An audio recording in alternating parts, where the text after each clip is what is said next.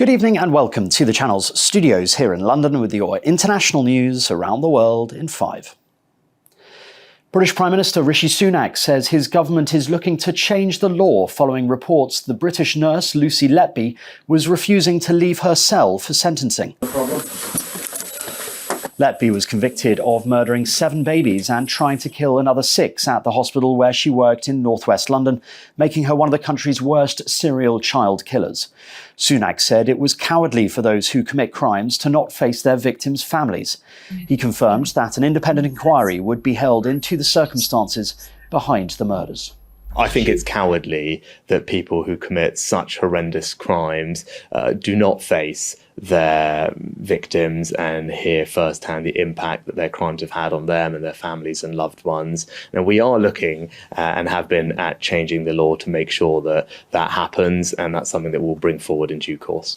Pheu Thai, Thailand's second largest party, has joined forces with one of the military parties it campaigned against in the May general election on the eve of a prime ministerial vote. Pheu Thai's coalition on Monday announced that it now comprises 11 parties with 314 seats in the House of Representatives. Property tycoon Srettha Thavisin, Pheu Thai's nominee for Prime Minister, will still need additional votes from senators to win a majority in the joint parliament.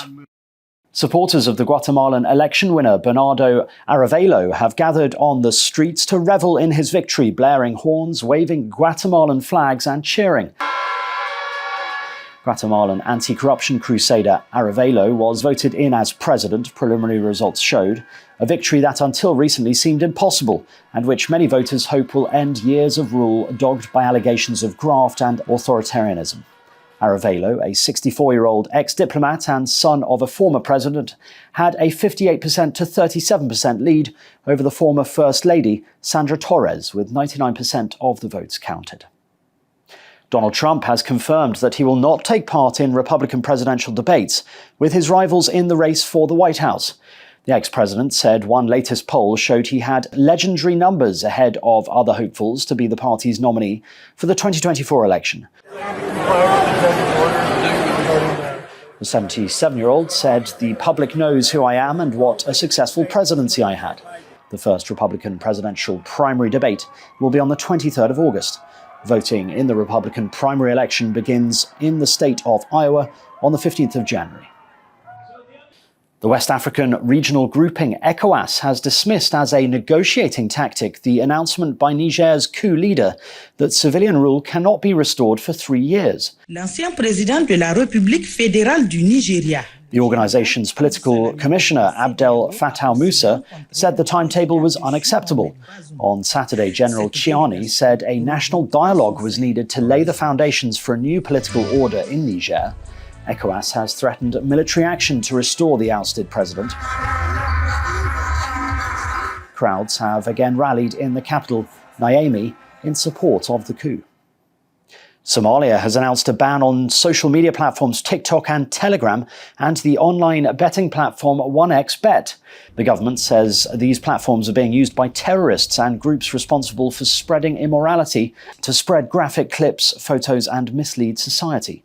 It comes as Somalia announces an ambitious target to crush the Al-Shabaab militant group, which still controls large swathes of the country, within the next 5 months. And an intense system of weather is barreling through Southern California, where 26 million people are under flood warnings.